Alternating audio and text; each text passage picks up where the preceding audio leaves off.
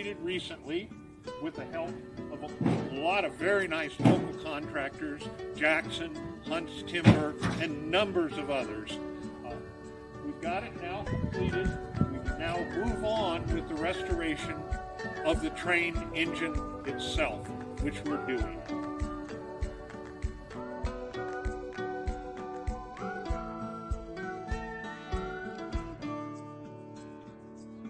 The reason I got involved with the project was mainly because my dad got involved with the project.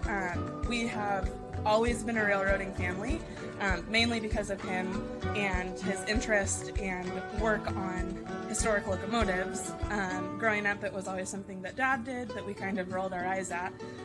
But as an adult, it's been really nice to get to work with him. Not many people get the opportunity to work this closely with their dad on a project of this magnitude. It's been really rewarding seeing the community support and the community involvement. Not a lot of people, or you assume not a lot of people have a lot of interest in historic locomotives, but really the outpouring of love from the community and the outpouring of support from the community has really taken our breath away.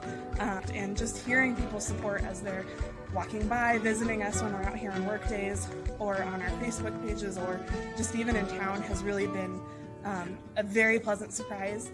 And so I hope people still stay involved and still stay interested and help us get number 7 back to her glory days.